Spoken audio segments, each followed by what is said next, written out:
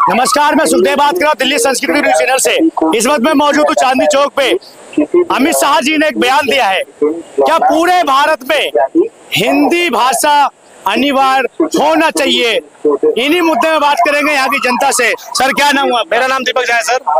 जैसा हमारे भाई हिंदी भाषा मातृभाषा है भारत का, संस्कृति भाषा है हमारे भारत का, लेकिन कई राज्य ऐसे थे और हैं जिसमें हिंदी भाषा को लागू नहीं किया जाता है, जैसे आंध्र प्रदेश, महाराष्ट्र, केरल, ऐसे कई राज्य हैं जिसमें हिंदी नहीं बोला जाता और जो बोलते हैं उनके ऊपर कार्रवाई कर दी जाती है। तो सर मैं तो कह रहा हूँ, देखिए जिस तरह से देश के यशस्वी गृह मंत्री श्री अमित शाह जी ने ये एक सोचा है, एक चिंता जताई है। देखिए भारत हिंदू राष्ट्र है, तो जो भाषा देखिए बोला तो ये भी सकता था कि संस्कृत को अनिवार्य कर दिया जाए, मगर जिस तरह से हिंदी हमारी मातृभाषा है और हिंदी सबको समझ में आती है, तो अगर हिंदी को अनिवार्य किया जा रहा है तो इसमें कोई गलत नहीं है। मैं समर्थन करता हूँ, वैसे मैं बिल्कुल समर्थन करता हूँ कि आज हिंदी, जिसको हिंदी बोलने को आज जो है, आज अपने बच्चे को ये बोला जाता है कि आप इंग्लिश स्पीकिंग कोर्स करो कि भाई आपको अच्छी जॉब मिलेगी, मगर किसी तरह ये जो है किसी तरह से जो हम पे विदेशी कल्चर को थोपा जा रहा है।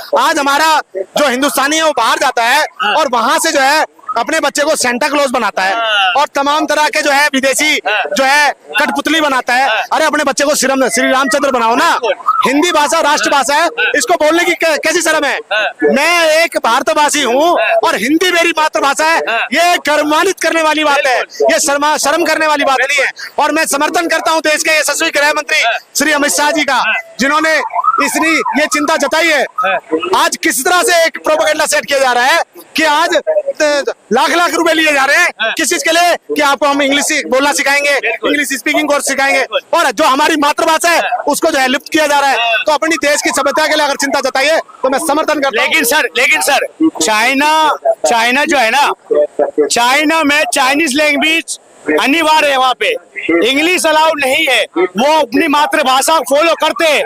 लेकिन हमारे देश में हमारे लोग और कई राज्य ऐसे हैं हिंदी को ऐसा समझते हैं जैसा हिंदी भारत का है ही नहीं, इस तरीके से धिक्कारते हिंदी को। क्या उन लोगों को क्या कहना चाहते हो? देखिए सर, कहीं तो मजबूरी बन जाती है, कहीं तो मजबूरी बन जाती है, क्योंकि अगर हमसे कोई कहेगा कि देखिए मैं ऐसी जॉब को हाथ से भी ना छूना चाहूँ जिसमें मेरी मातृभाषा को अंडर एस्टिमेट किया गया हो, तो मेरे को तो ये बोला था भाई मेरी कैपेबिलिटी के हिसाब से मुझे जॉब दी जाती है, मगर कई कल को मजबूरियां हो जाती है कि भाई आपको इंग्लिश में मेल भेजनी है या इंग्लिश में क्लाइंट से बात करनी है, तो वो एक मजबूरी है।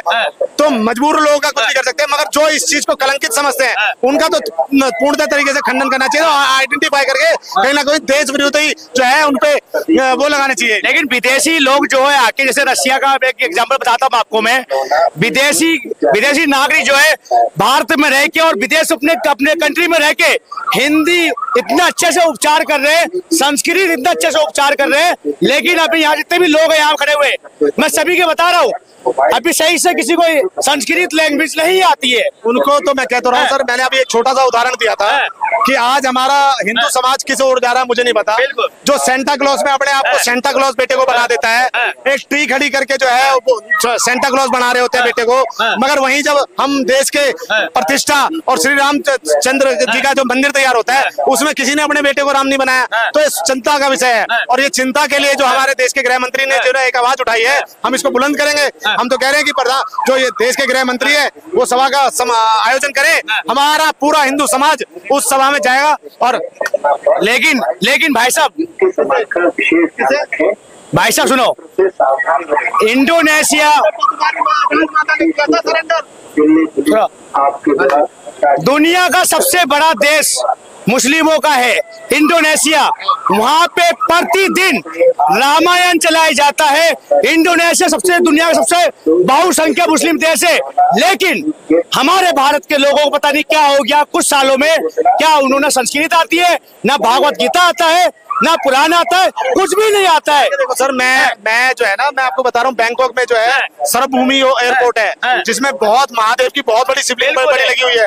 आप इंडोनेशिया में चले जाओ, महादेव जी को पूछते हैं, वहां पे जो है ना गणेश जी की वो पूजा करते हैं। तो ये तो हमारे इस हिंदुस्तान को एक कहीं ना तो कहीं इस्लामीकरण की ओर जो है धकेला जा रहा है, और जो है विदेशी कल्चरों से जो है हमारे बच्चियों को छोटी छोटी स्कर्ट करने में मजा आता है। अगर आप विदेश चले जाइए, वहां पे जब वो जो विदेशी महिलाएं हैं अपने आप को साड़ी में सुरक्षित समझती हैं, वो जय श्री राम बोलती हैं, तो ये सभ्यता आप देखिए ना, बाहर में बेटियों को भेजती है माताएं, वहां पे नाचना अच्छा लगता है कि मेरी बेटी जो है नाच रही है, अच्छा लग रही है, रील बना रही है कच्चा बादाम पे।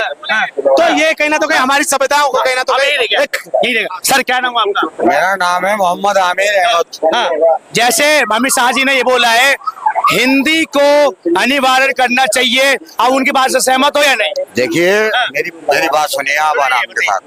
यहाँ सारे के सारे अच्छे आप लोग हैं, और सबको जो है ना अपनी अपनी जान प्यारी होगी, ठीक है ना, सबकी जान प्यारी समझो अपनी जान के साथ, ठीक है नहीं।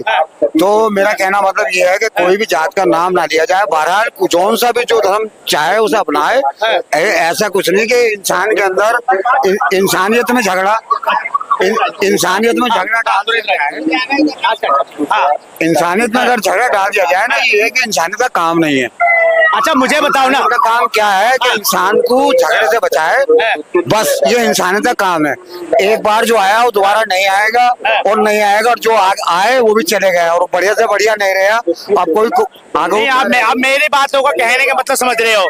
मेरा कहने का मतलब ये है, अमित शाह जी ने ये कहा है पूरे भारत में हिंदी लैंग्वेज, हिंदी भाषा अनिवार्य होना चाहिए।